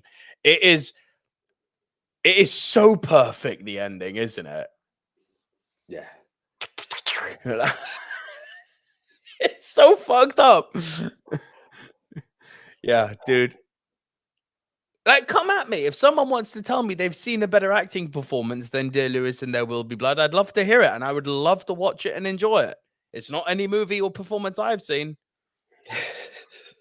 It's not, though. I'm being real. I'm trying to. There are performances I prefer, but I haven't seen a better one. No, I get that. It's hard to go against that statement. That's my 4, bro. What's your 4? Cool. My number 4. You mentioned it earlier when you were talking of Wolf of Wall Street. Oh, Captain Phillips. It's a very good fucking film, isn't it? It was in Rushmore. I don't know what was it? Films about boats? It may well have been. Probably, yeah. Yeah. I think that's when it became my number 1. So I was only a few months ago I saw this film for the first time, and I was, wow, damn. Like, look at me, I'm the captain now. It's something that I've been very familiar with for the longest time. So good, isn't it? But when you actually see it in the film, it has so much more power than being just a meme. So much more power.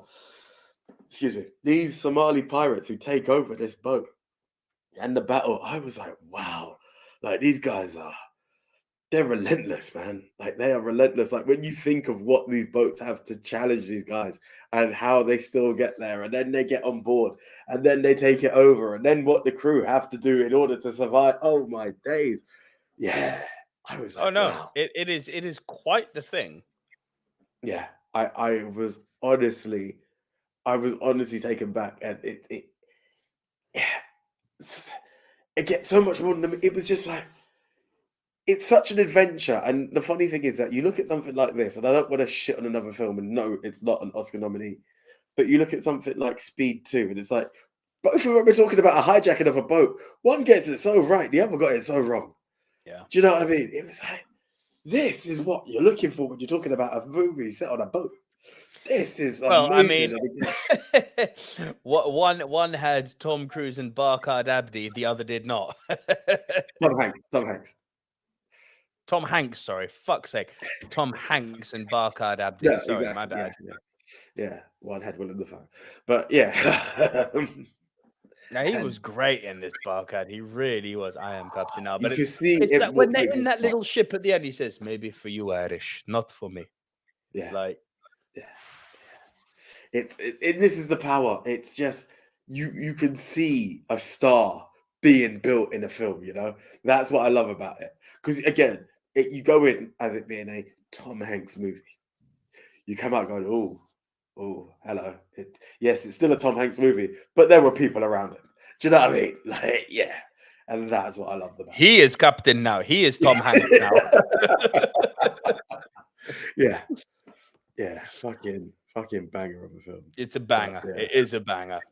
Mixed Memorabilia says, Nico, I'm a huge fan of Daniel Day-Lewis, and yes, this performance is one of the best, but I got to put De Niro in Raging Bull and Godfather 2 up there as well. Nope. Love that. Love Raging Bull till the cows come home. Godfather 2, I'm okay with. I don't think those performances are as good as Day-Lewis. Legitimately, if someone can tell me one, I will watch it for days. I get it. Yeah. Of course it's subjective. Of course it's fucking subjective. To quote a man we'll be talking to later on, well, that's your opinion. But no, I get it. Cool. Right. So that was your 4. Yep. My 3 was from this year. Some bullshit happened. Top Gun Maverick is my number 3. Huh? Oh, this year's Oscars for this year. Excuse me one moment while I just write a little wrong. Please do have a look at my name right about now. Fucking Maverick was robbed. This is some bullshit. What happened at the Oscars? I don't give a fuck that because one guy sat on a dildo in Everything Everywhere All at Once, all of a sudden now it's like, oh, it's a very un-Oscar-like movie. Fuck you. Top Gun Maverick is a very un-Oscar-like movie. The fact that this shit was even nominated is testament to how good it is. Credit to the Oscars a little bit, the fact that they are obviously starting to realize that you can go beyond dramas and thrillers for your nominees or period pieces or war movies, right? You can actually go for the big summer bombastic huge movie. But this movie transcends the blockbuster. What is a movie? A movie it's an experiential piece of art. It is meant to evoke all sorts of emotions in you. Wonder, amazement, fear, happiness, sadness, regret, but pick your poison, right?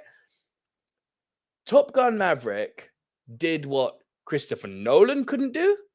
It did what Jurassic Park franchise couldn't do.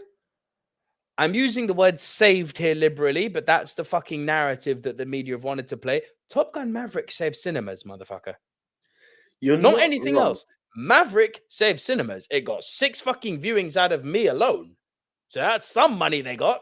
Like Maverick got bums in seats. Every time of the 6 various screenings I went to, the screen was full every single time. No spare seats in the house. For a movie to resonate like this with people on such a wide basis, that's what you call grand art, unifying art. And for art, which is an experience, to resonate with so many people the same way, that's testament to how fucking good the movie is. Doesn't matter if it doesn't deal with subject matter that's not stereotypically Academy fare. Even though said, there was nothing wrong with this subject matter. Like nothing.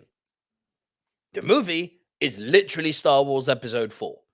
It's literally Star Wars Episode 4. We were talking about Joker being a ripoff of King of Comedy, and I didn't prescribe to it being a ripoff. Much the same, I don't prescribe to Top Gun Maverick being a ripoff of A New Hope. But my God, did it get influenced by A New Hope? Jesus.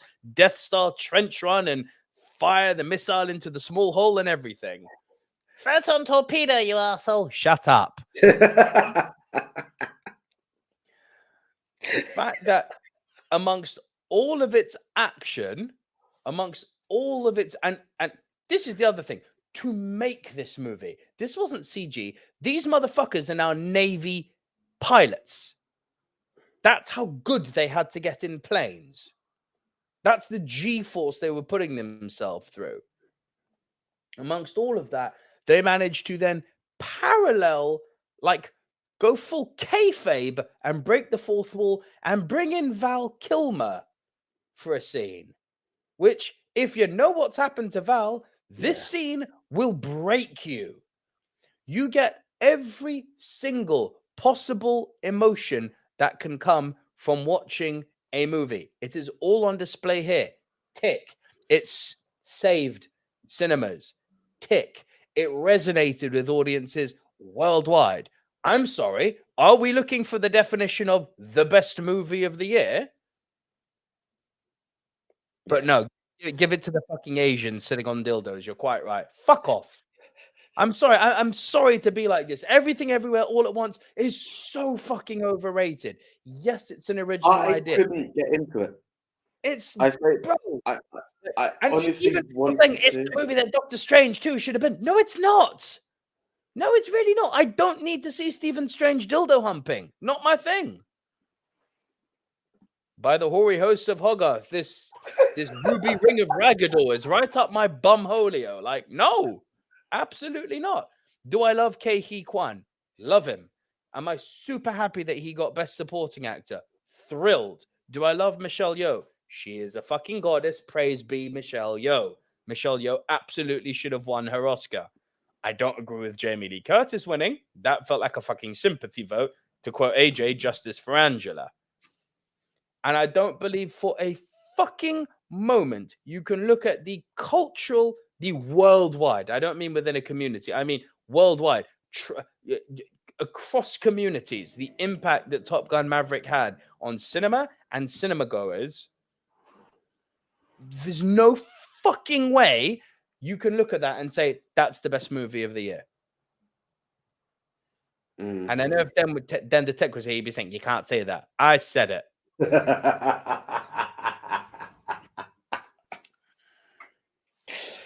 Oh, I get it. I really want to see this film, and we will do a private screening. I will look into it. I'm there. Cool. I wish I could add to that. Hashtag Maverick was robbed. Cool. And let's follow that with a bit of justice for Angela. Do you know I nearly put Black Panther 1 in just for the principle of quoting Angela any way I could, but no, I didn't. Just to pick up on what makes memorability said here, I think Daniel Day-Lewis in Gangs of New York was the basis of his performance in There Will Be Blood, so I might debate his performance in Gangs is better. He owns that film. It's an easier role to play. I think the difficulty of Daniel Plainview is a much harder role to play, so for that reason, it excels. I would go with that. I would definitely go with that. Right, number 3 is a silver screen dude. All-time favorite. Talk to me. This didn't win? Don't tell me it did, because then I fucked up. I could bring another film in. What? But no, Brie Larson won. Brie Larson won. No, wasn't it Spotlight that won that year? Oh, it was fucking Spotlight, wasn't it? Yeah, that's some bullshit too. And that was a tough year, because this was the same year as Big Short. This was a very tough year, you know, for contenders. But to me, Room was Spotlight was the third best movie of those three. Yeah. That's the God's honest truth. Spotlight lacked an enemy, but let's not focus on the negatives of what was a good film, but let's focus on the good that is a good film. This film blew me apart, and you know, like Jacob Tremblay, it's a pity that there's not more for this kid based off of what came about in this film. You know, he was absolutely amazing. The story of a young woman who has built a world for her son while being captured, like enslaved by this guy, just used as a literal sex toy without trying to be rude. You know, he's captured her, he's given her a kid, and their life is now in this shed in the back of his garden. Sick fuck. But she makes the best of what she can for him. She has created a world for him, and then it becomes a point where she decides she can find a way to escape, well, for him to escape, and hopefully, well, it leads to it, and it's now adjusted, her readjusted to a society that she's known, but has changed so much since she's left, reconnecting with people who didn't assumed her dead. And then for this child who has only seen this room, a skylight was his only source of light, to just adapt into the world, adapted to having a grandmother, more than just a TV. You know, it's such a beautiful but sad story. It's a bittersweet story. That's the way to describe it. You know, it also holds a very soft spot for me because it was the film that really set pace for the silver screen dudes, as far as I'm concerned. Like, Yeah. we had a lot go. Yeah, we kicked off. We had a lot of things, but this was the film that we both. I think the first film that was. We had our favorites from back in the day, but this was the first film that made us both go, "Whoa, Yeah. yeah." And you still held off on giving it a 10, you dirty motherfucker. I did. Yeah, it's very hard. Yeah, it's very hard for me to. But and people say I vote hard. it has this. It has so much power in a film, so much emotion in a film, from so many different perspectives as well. And That that's what I scene love where about he it. says, "I love you, Grandma," it just makes me go, "Oh, oh, But little man." I mean, it's natural that it is, but it's what was once his world is when he goes back there, and it's like, why is the room so small? And then just saying goodbye to everything. I was just like, oh man, yeah. Oh, It's amazing. It's shivers, incredible. shivers. It is incredible, that film. Hard to leave off. Very, Yeah. very, very hard to leave off. All right, so that was your three, huh? I've seen the comment.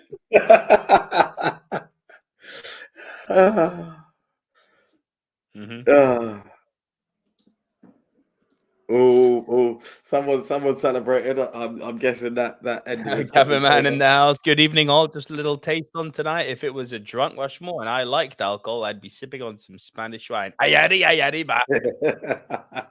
Congrats, Gavin. Congrats. Well done on beating Spain, dude. Jesus Christ. Good job. And then the reason I'm bringing your name up is because you've previously had issues with me making absolutist statements. And I made one tonight. Maverick is the best movie and was robbed. I don't know how you can give it to everything everywhere all at once. You shouldn't. Absolutism. I'm consistent with my absolutism. I'm not even, like, honestly, just based on the love that most people have given, and it's not against Big Tone in this, but just going in and watching this film, and I didn't have to even AJ vision it, and the fact that I've stopped and not been eager to go back to it says a lot about that film. Bro, it's boring. I felt I'm gonna fucking say what everyone who thought has lukewarm feelings about everything everyone all at once thinks. It's fucking boring. Yeah, it's inventive, but it's boring. It was a bit lacking, and I don't know. It just as much as we could say it's what Doctor Strange wanted to be. Some of the cross, no, it's not. Some of the cross parallels of universes just really fucked with my head, and I was just like, "You're not Tenet, but you're not far," and that's where I wasn't happy. Personally speaking. All right, right. Your number two. My number two. We are going all the way back here to the year 2002. My favorite part of the trilogy, which is going to make people go, really? Yes, really. The Lord of the Rings, The Fellowship of the Ring. I knew one of them had to make a list for you. Listen, I obviously couldn't put Return of the King on because it swept. And listen, I know a lot of people say that The Two Towers is their favorite movie. No. Does anyone have seen in the cinema? Mind. It's a great film. It's a fucking amazing film. But I loved what they did with The Fellowship of the Ring. I love the way that you were complaining before that characters in other movies don't have time to breathe or get built properly. Every single character in this is the mastery of character filmmaking. Every character in this, from the hobbits to the other members of the Fellowship, everyone was given a chance to not only breathe but develop their own unique identity, which set up how they would behave with the world they inhabit in for the other two movies. But they managed to accomplish creating every character's own unique identity without ever stopping the movie. It never slowed down for me. I don't need to go into what the story of the Lord of the Rings is. It's fucking great. But cool. I just thought that was a nice point that, you brought up earlier, and it made me think, I'm going to bring that up when we talk about Lord of the Rings. I get it. And this is what it's all about. It's about letting stuff breathe. And I think that's what lends the length. And I must admit, it's a film. And I believe Den is now on board. I don't know if it's through the book or through the film. I really like there was some stuff like The Godfather. I just like, it wasn't for me till I saw number two and I expanded. Lord of the Rings is something I actually really want to enjoy, and that is mad, you know. It's something I need to rewatch, but I think it's with that constant hope. I think I just need to pull back and just watch the film, and I may enjoy the film more for what it is. Yeah, that's my take on it. Your number 2. Right, my number 2 was the punt from earlier. Oh, wow. Whiplash. Nice poster. Thank you. I saw it and I thought it was all kinds of awesome. I was like, yeah, I'm using that one. Again, it's funny. Could it be you love this film more than I do? I don't know. Here's the thing. Part of me says I put it there because there's a few times I've left it off. There's that. There is that. There is definitely that. There was also the part that the way I've played it as well with this list. I try to avoid the regular recalls. So again, I brought it up earlier. Black Swan and Whiplash are the same demon, just in different variables. You know, it's the same level of madness and challenge, and they would have been very much closer in number. But Black Swan has been brought up a few times in the past. This hasn't, but it was also the again, as much as they're the same level of crazy, it was the shock factors that came out. It was the gasp that I had for it. It's the way this maniacal teacher owns his class. Where the battle was between two people in this one, this teacher pits absolutely everybody against each other, and everybody respects the hell out of him. You know he's a prick. You should hate him. You do hate him, but you still want his respect, and he demands that from people. And that's what gets he's a regular old Roman Reigns. He gaslights his students. He makes them want his affection, even though he treats them brutally. He gaslights them, literally. Yeah, and you know the thing what this film done to me that Black Swan didn't, and it had me going no. It was, and again, it's not a spoiler. Just say no. It was that, but it was I forgot my drumsticks, and what you have.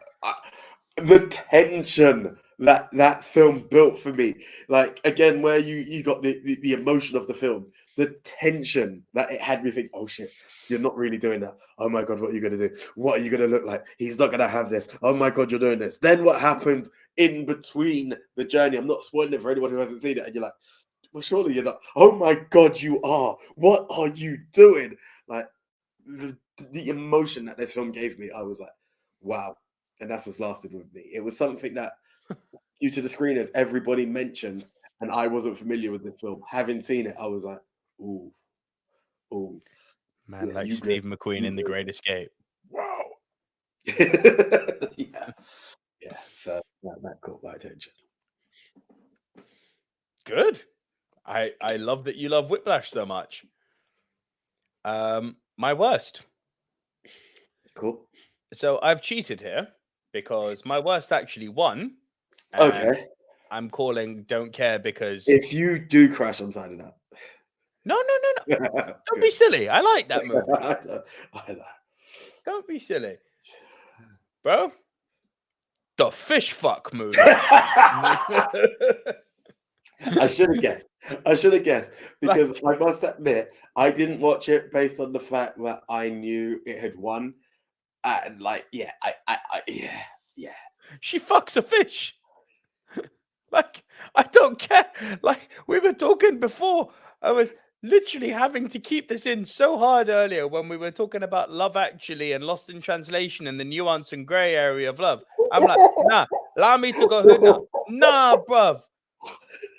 Fucking fish fucked the girl, yeah? Like, he chefed her, bruv.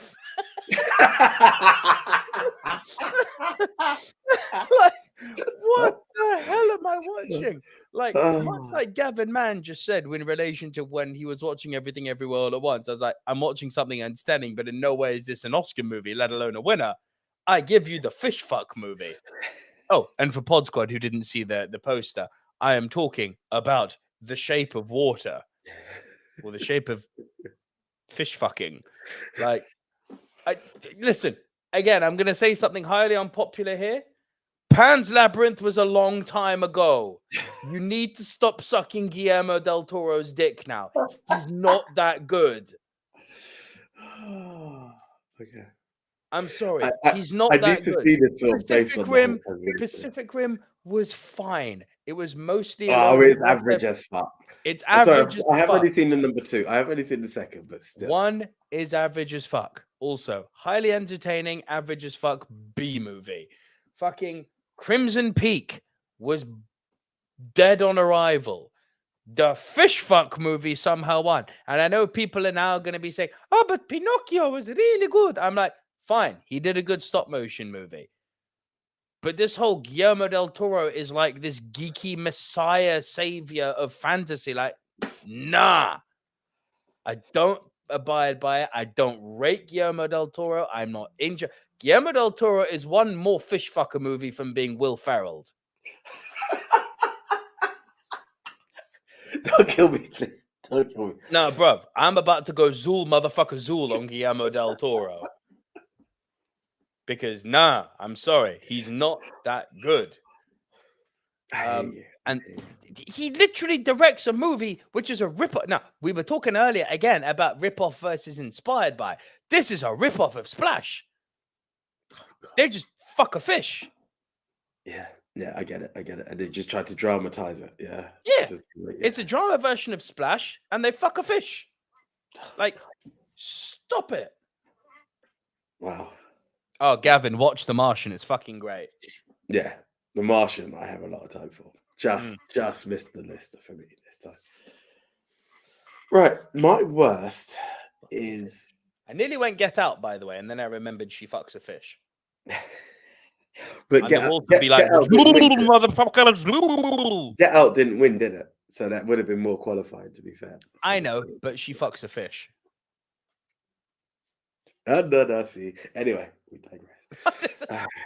No, the fucked up thing. Here's the stupid thing. It wasn't even under the sea. It was in her house. He floods. He floods her house, and then stop it! Nope. He floods her house, and then they have boom sing in the water. Stop it! It's not like the water can go out from under the door. He's a horny fish, bruv. I tell you. He chefed her proper. You were talking last week about man gonna get wet. She got wet.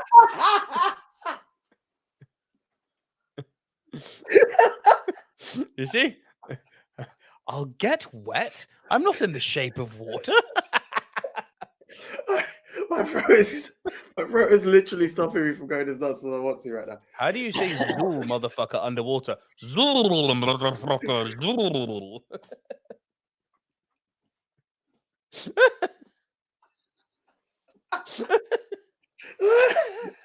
Or was that Stephen Hawking saying Zool, motherfucker? Oh, Zool, motherfucker, Zool. Well played.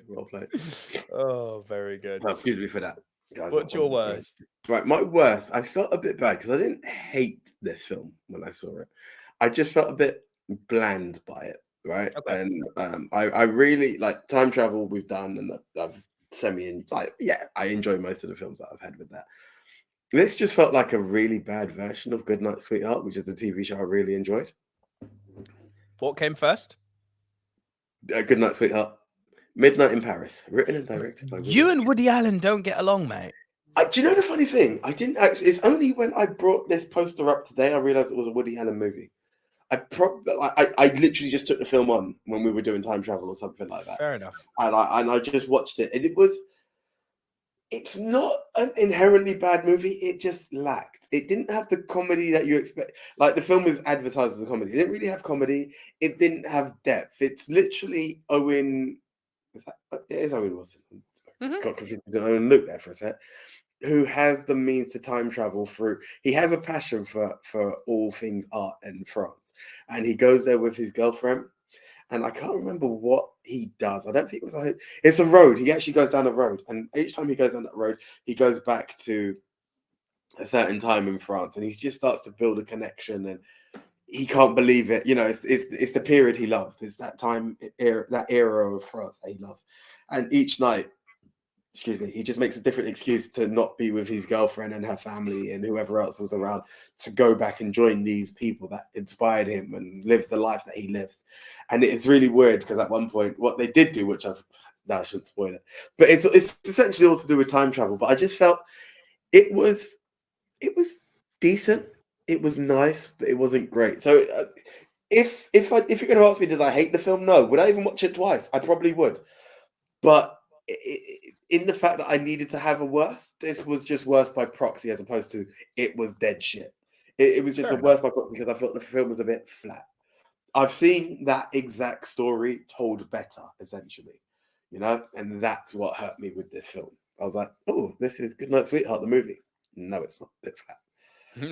That's just the way I felt about it. All right. My number one, I'm going to stay on very short just for the sake of our regular listeners who have heard me wax lyrical. It's my favorite film of all time, The Green Mile. Should have guessed. Bro, should have guessed. What year was that? 2000. Ooh, okay. Snuck it in there. Yeah, the film was 99 though, wasn't it? Oscars were 2000. Snuck in. Yeah, no, look, it's my favorite film of all time for very good reason. It's beautifully directed by Frank Darabont. Yes, he of Shawshank Redemption fame. Michael Clarke Duncan gives a career best performance. RIP to the big man. And you've got just this great ensemble of supporting characters around Michael Clarke Duncan and Tom Hanks. People like James Cromwell, people like Bonnie Hunt, and the movie just comes alive despite it being in such a confined, small, unwelcoming area. I mean, we're literally talking about a movie set. Sorry, whatever you got is contagious, and I'm getting it. It's literally a movie set on death row. Yeah, but it's about Green Mile. Yeah, but it's I guess a movie about hope. It's so much stuff, and it's funny. I was talking about you and this film not too long ago. I believe it was last week with some colleagues. I'm like, yeah, there you go, bro. I got you. And I was just saying how much I appreciate this film and how much it means to you and how it gets you each time you watch it. But it's just the small bits that bug me from this film, from being a great film to a good film to me, which is really sad. It's just visuals that I can't see. Honey. I'm not going to shit on your film, bro. I'm just saying. You're taking a little nugget on it. I apologize. Thank you, Dan the Tech. Great number one. I appreciate you. Right, AJ, you're number one. I think you're going to have a smile on your face because it's a bit of a finally moment for me. Yeah. It's one that you've brought up. And I've avoided through, like, not purpose, but other films have come up. Did you do it? Which one are we talking about? Did you fucking... Is it set in Boston? It is. Woo! The Fighter. I saw it on the list, and I'm like, it's about time. Let's give this film a shot. Oh, I'm so happy. I'm gonna be honest. There were two things that I always said I'll give it a shot because it's what we have to do and the love that people have. Raging Bull is a film that I know you've loved, and I felt like I need to rewatch. It didn't hit me the way it should have hit me, right? It just didn't. That collection of films you gave me, Raging Bull, just didn't hit me the way it should. Mm-hmm. Another film that came out similar time and a similar premise of a story that a lot of people seem to enjoy, but I didn't, was Warrior, the Tom Hardy movie. Oh, Warrior's good. It's not a fucking patch on this. It's something. So I just had a feeling that between these kind of films, sport. I mean, don't get me wrong.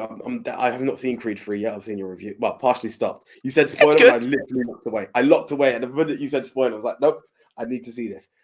But what hit me was, I have my reservations. Again, this is $1 Million Baby Lover. I have my reservations about some sporting and / boxing movies of what it can be. And with the highest respect, I like the guy, but I'm also very skeptical at what Mark Wahlberg in a film is all about. Mm-hmm. It's just, I'm just laying out the groundwork for why I will watch. That's cool. I will watch this film, but I was like, where are we going? And I will watch it, but in time. And this was the time. Like I saw a nomination, like nominee didn't win. I was like, right, let's do this. Let's see what the hype is about. I tried to avoid making it number one, but like fresh film, the hype. But again, by the time I balanced out certain films, I have seen it. Trapped in the adrenaline prison, right. This is it. I'm just trying to be very honest with it. But the performances are freaking stellar. The story is fantastic. It's so far away from boxing while still being focused in boxing that I was just like, I regret. Like again, Rushmore's podcast have me in a way that I'm trapped sometimes and I can't rush a film. Having seen it on the list, I was like, oh man, I really did wish I saw this earlier. I really it was absolute greatness. The addiction, the habit of Christian Bale always jumping out of the crack house to avoid being caught by his family, even though they know to look that way. Every element, the being someone following in your brother's footsteps based off of one match and then trying to live up to that. And you're getting the deals, but you're getting screwed over. Your family have your best intentions, but they don't have the right way to go about it.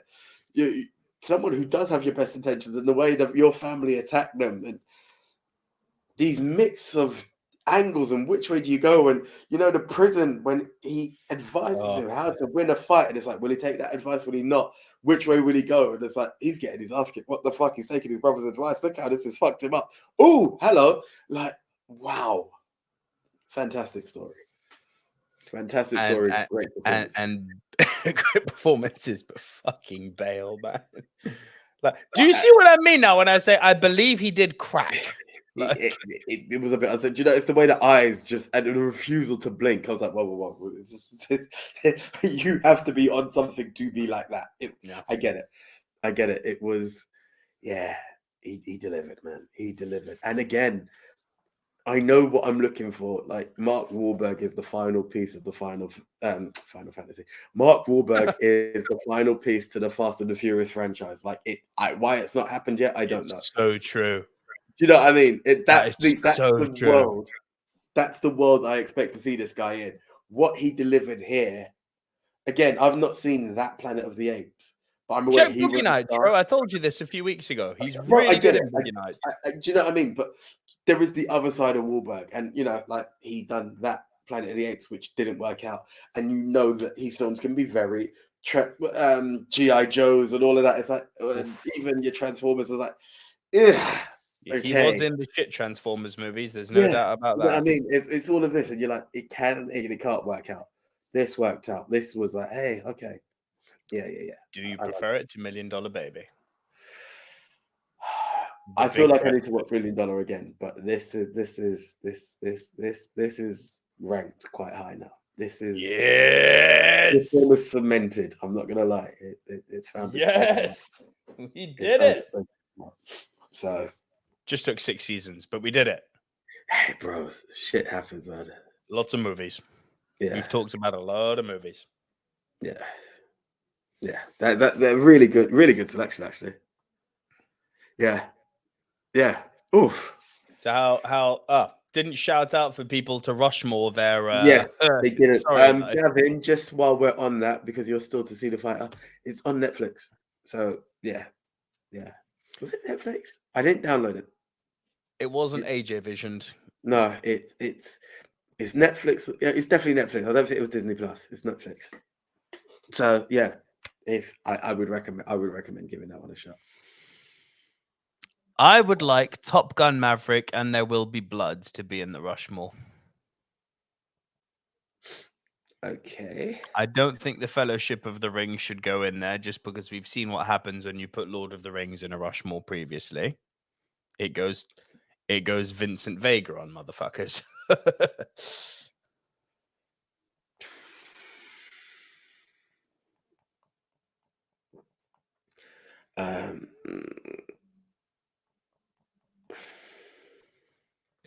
Are you happy with those two choices? I mean, yeah, one. There will be blood in something I appreciate, but I'm 50-50. Honey. I appreciate the film for what it is. I don't shit on it. It's just, yeah, one of those. I would like The Fighter. You want the fighter in there? Okay. It's gonna get hurt. It See, will I get don't know hurt, what which will else, upset me. But so I kind of think See, Whiplash. Room is an interesting one. Room we've put on 'Cause that film recently. does have- Whiplash we put on recently. Green Mile I put on not too long ago. Fellowship, no. Do you really want to do Avatar? Nah. I feel, do you know what? Whiplash is the only film that we both joined on. No, I don't mind taking The Fighter off in exchange for Whiplash, which is both. What of them. about Whiplash and The Wolf of Wall Street? So here's the thing. I mean, who's here?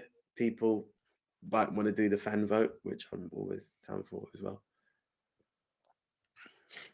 But that is two good choices, actually. Wolf should be on it. Wolf should be on it.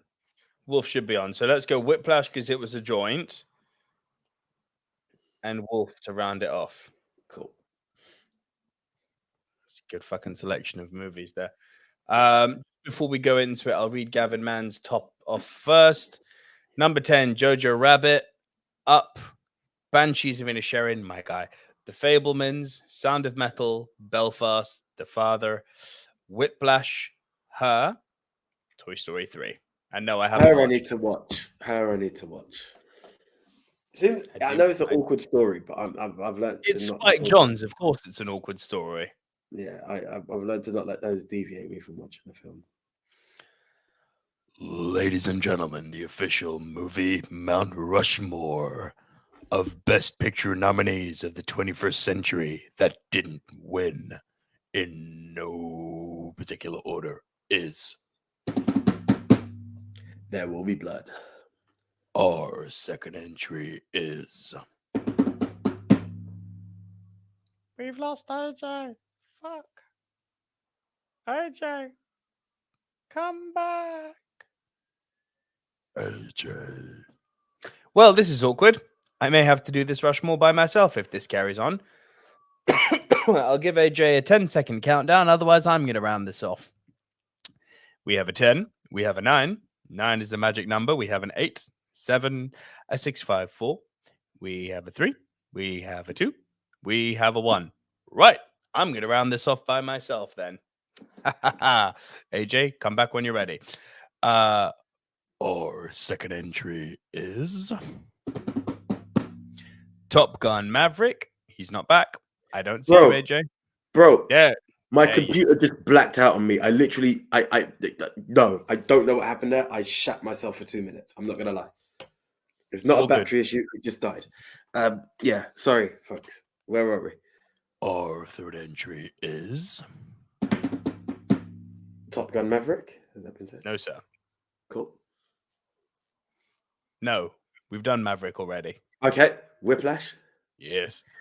Our final entry into the movie Mount Rushmore of Best Picture nominees of the 21st century that didn't win is Wolf of Wall Street. And hello, Ibrahim. Hey, Ibrahim, your mic took a touch there. You might just need to reconnect slightly. Hello. You're low. Hello. Cool. There we go. Mixed Memorabilia says, my top 10, Traffic, Gangs of New York, Babel, There Will Be Blood, Django Unchained, Her, The Big Short, The Wolf of Wall Street, Bridge of Spies, and Joker. Nice films. I need to see Bridge of Spies. I really do. Yeah. One of those is on my list. Wrap it up and let's go on to our other show. That's the one. Okay, guys, thank you so much. Once again, those are the 4 films that we, the screeners, have advised for you to see. Now it's over to you to crown El Capitan, El Numero, the best of the best of the best, sir. And how do you do that? You head on over to movie MT Rushmore. But more importantly, you headed over to the person that we will be retweeting as good old JT from We Love Movie at Movie Polls for you. And there you will see the 4 contenders. You get to vote, and we crown the winner. We do. That's the one. From me, guys, just a quick little update. There will be no show next week. just because I'm with Den the Tech in Los so Angeles. But when we come back on the 11th of April, given that I've just been to the City of Angels, don't worry, we're not doing Los Angeles Part 4. But we are going to be doing the top 10 movie stars. Think Arnold Schwarzenegger. These do not have to be great actors. They just have to have that certain je ne sais quoi special feel to them. Star attraction. Star power. This is it. Top 10 movie stars. Cool. So that's that done. But they can be good actors, just so we're clear. If you find a movie star who's a good actor, that's also a good thing. Exactly.